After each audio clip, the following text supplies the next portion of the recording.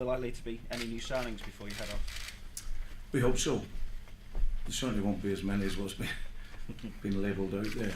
I think the reality is that for players to be associated with Liverpool is great, but the reality is we've only made 3-4 inquiries about players, and we hopefully can close out one deal this week and maybe two, but certainly hopefully we can do one and then look to add to that over the course of the pre-season. Are you able to clarify some situations? Granero, there are reports that you've had a bid turned down by Real Madrid. What is the situation there? The situation is very simple. I will never speak about targets and possible players, and it's not something that I like to do, to be honest. So all I will say is that there's been a whole raft of players linked with coming to Liverpool, and there's very, very few of them that are actually real targets for us. So, but like I say, I don't like to speak about that. There have also been players linked with possible moves away, and Andy Carroll has been linked with a possible loan move to AC Milan. What's your take on that? He's a good player, Andy.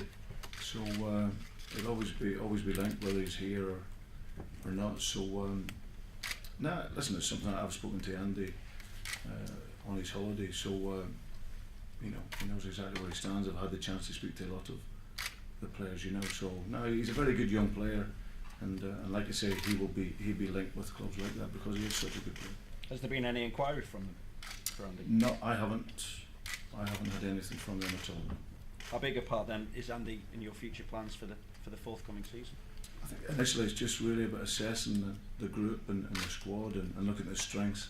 You never know entirely until you come in, and obviously the pre-season's a little bit broken this year because of players away and from the championships and recovering. But certainly come the beginning of the season, I hope to have the squad that we can take through, because obviously after August that's you then through until January. So it'll just be the case of piecing it together through until then and building a squad that hopefully can compete at the top end of the league, and that's ideally what I want to do. And are Joe Cole and Aquilani likely to be part of that as well, or are they likely to be offloaded this summer? Same answer. The both players that are back, having a good chat with Alberto the other day, and he's a good guy. He's obviously hasn't really worked out for him as of yet, but he's a player that he's got the qualities in terms of technical and tactical ability to play. But what's going to be important for every player that they have the steel and the mindset to play, which would be very important, and that's something that I'll find out over the course of pre-season with all the players. Have you been able to sort anything with Craig Bellamy yet as well? No, I had a good meeting with Craig last Monday it was. Just getting a feel for where he was at. I've known Craig obviously for a little while, so we had a good open conversation in terms of where he's at. He's 33 later this week, so he knows he's pushing on an age a wee bit, but he's fine. He looks after himself well, and like I say, I'll speak with him over the course of the summer, and then we'll take it from there. How important do you think it is as well, having someone like Lucas coming back to full fitness now? Obviously he's played such a big part in the Liverpool first team.